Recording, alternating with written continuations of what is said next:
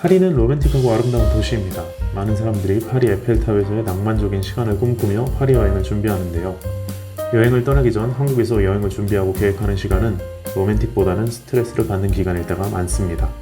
특히 숙소처럼 중요한 것을 정해야 할 때는 더욱 그렇죠. 요즘처럼 흉흉한 시대에 안전과 건강보다 중요한 것은 없는데요. 혹시 이런 이야기 들어보셨나요? 파리에는 소매치기도 많고 난민이랑 히피가 많아서 항상 조심해야 한다는 이야기 말이죠. 몽마르트에 가면 강매하는 사람을 조심해라. 에펠탑 앞에서 에펠탑 열쇠고리를 조심해라. 그리고 길거리 픽포켓까지 다양한 사례들이 넘쳐납니다. 거기에 파리는 20개 지역으로 나뉘어져 각 지역마다 특색도 다르다 하네요. 이런저런 사례들을 모아보면 도대체 어디서 어떻게 지내야 안전하고 행복한 파리 여행을 할 수 있을지 참으로 난감해지기도 하죠. 여행을 시작하기도 전에 준비하다가 진이 빠진다는 말들도 이래서 나오는구나 싶은데요. 하지만 오늘 파리의 각 지역에 대해서 그리고 어떻게 하면 내 마음에 쏙 드는 지역에 숙소를 구할 수 있는지 알려드리겠습니다. 이 영상을 끝까지 보시면 숙소뿐 아니라 여행의 큰 그림을 잡으실 수 있을 겁니다.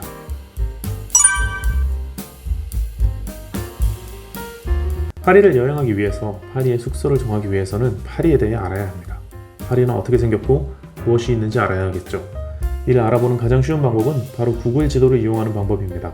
구글 지도에는 우리가 알고 싶어하는 파리의 거의 모든 정보들이 나와 있습니다. 지금 당장 구글 지도를 보시죠. 구글 지도를 보실 때 위성 지도로 보는 것보다 레이어로 보는 것을 추천드립니다. 훨씬 더 깔끔하고 직관적으로 정보를 습득할 수 있습니다. 파리 지도를 가까이 줌인해보면 먼저 가장 유명한 에펠탑이 나옵니다. 그리고 차례대로 하나씩 파리의 명소들이 지도에 표시되죠. 그리고 영어 혹은 한글로 각 지역구가 나타나는데요. 파리는 도시 중심을 기준으로 1구부터 29구까지 나뉘어져 있습니다.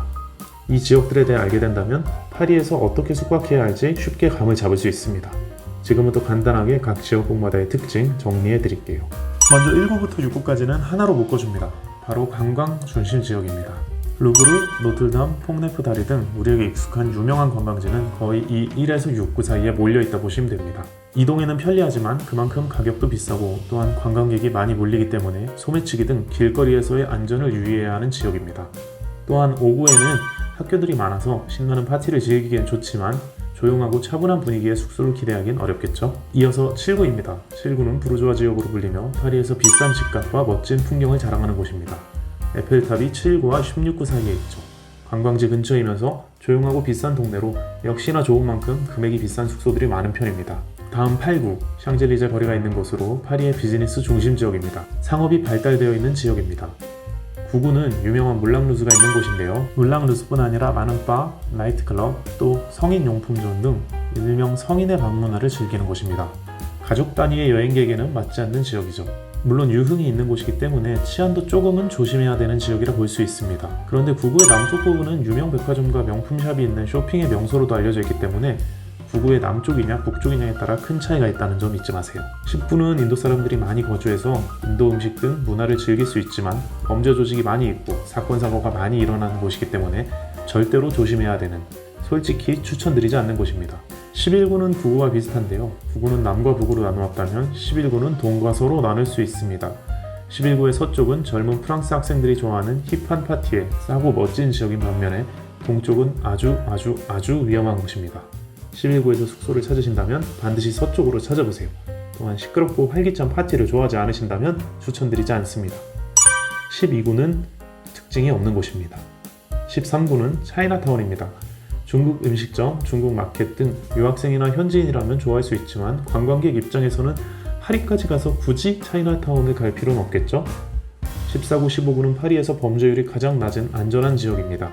또한 15구에는 한인분들이 많이 살고 있기 때문에 한국마트나 음식점 찾기가 다른 지역에 비해 매우 수월합니다. 16, 17구는 앞서 말씀드린 7구와 비슷한 파리의 부자 동네들입니다. 하지만 17구의 동쪽은 위험한 지역이기 때문에 17구에서 숙소를 찾으신다면 서쪽 지역에서만 찾으세요. 18구부터 29구까지는 한마디로 말씀드릴 수 있습니다. 여기에 숙소 잡지 마세요. 위험합니다.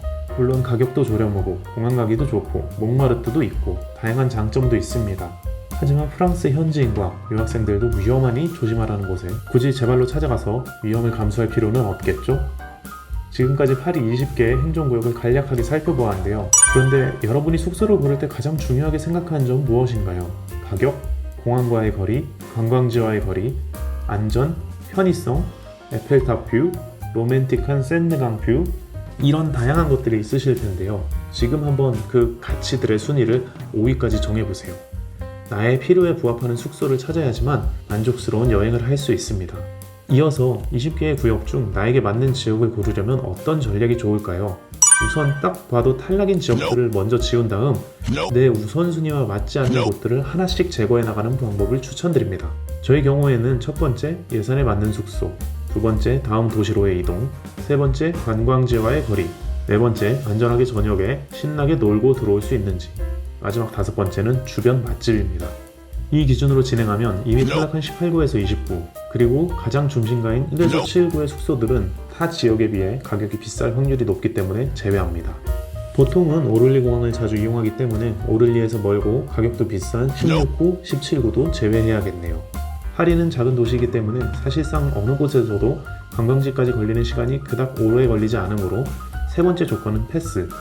저녁까지 신나게 놀고 돌아오기 위해선 밤에도 안전한 지역이 좋을 테니 13, 14, 15 혹은 5구와 6구 중 남쪽에 가까운 쪽이 좋겠죠.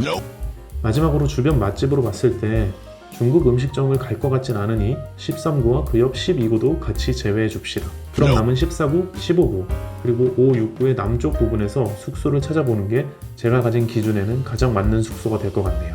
이렇게 하나씩 지워가면서 단계적으로 지역을 골라보면 아무런 정보 없이 숙소를 고르는 것보다 성공적인 숙소 선택이 가능해집니다. 물론 어느 곳에 가든지 집만큼 편하고 집만큼 안정을 주는 공간은 없다는 점을 잊으면 안 됩니다. 이렇게까지 고민하고 검색하고 찾은 숙소여도 여행에는 항상 변수가 존재한다는 것 잊지 마세요. 이제 여러분도 구글 지도를 보시면서 여러분의 선택 기준 5가지 1위부터 체크해보세요. 그리고 어떤 지역에 숙박하면 좋을지 총 3개의 지역으로 좁혀보세요. 어느 정도 숙소의 위치가 정해졌다면 다음 순서는 숙소의 형태를 정해야 합니다. 보통 여행에는 호텔, 호스텔, 한인민박, 그리고 에어비앤비 4가지 형태의 숙소를 기본적으로 이용하는데요. 각 숙소마다 특징이 있기 때문에 숙소는 지역만 중요한 게 아니라 이 숙소의 형태도 너무나 중요합니다. 먼저 호텔의 장점은 깨끗하고 편안하다는 점, 다시 말해 최소한 기본을 해준다는 점이 장점입니다. 그에 비해 단점은 가격 대비 효율이 떨어질 때가 많다는 점입니다. 호스텔의 경우에는 가격적으로 다른 어떤 종류의 시설보다 앞서며 다양한 나라의 사람들과 함께 할 수 있다는 장점이 있지만 그 외 안전 및 편의에서는 다른 시설에 비해 부족합니다. 한인민박의 경우에는 한국 사람들과 함께 지내며 한국 음식을 먹을 수 있다는 장점, 그리고 동행을 구하기 쉽다는 점이 있지만 가격적인 부분이나 숙소의 위치가 다양하지 않다는 단점이 있습니다. 마지막 에어비앤비는 좋은 호스트와 좋은 집을 만나면 그 어떤 숙소보다 편안하고 좋은 시간을 보내지만 마찬가지로 최악의 호스트와 최악의 집 상태를 만나면 돈도 마음도 다칠 수 있죠. 숙소의 형태도 위치와 같은 방식으로 정하는 것을 추천드립니다. 나에게 가장 중요한 것은 무엇일까 생각해보세요. 편안한 침구류와 깨끗한 침실인가요? 아니면 새로운 만남을 즐기며 여행의 분위기를 한껏 느끼는 것인가요? 이번에도 숙소를 정할 때 나에게 영향을 미치는 3가지를 적어보고 그에 맞춰 숙소의 종류를 선택해보세요. 중요한 점 하나는 숙소를 고르기 전 전체적인 여행 일정을 먼저 확정하고 숙소를 고르시길 추천드립니다.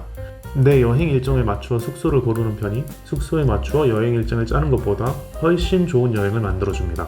예를 들어 한 달간의 유럽 여행 중 파리가 가장 마지막 도시라면 따뜻한 한식이 다른 어떤 것보다 중요할 수 있습니다. 이런 경우엔 호텔과 호스텔보다는 한인민박과 에어비앤비가 더 나은 선택이겠죠. 또는 전부터 파리에서의 로맨틱한 밤이 가장 중요한 경우에는 다른 어떤 시설보다 뷰가 좋은 동네에 호텔이 최우선 선택지가 될 것입니다. 알려드린 이 방법을 통해 숙박의 종류, 호텔, 호스텔, 한인민박, 그리고 에어비앤비 중 한 가지를 고르셨다면 이제는 단 하나의 단계만이 남았습니다.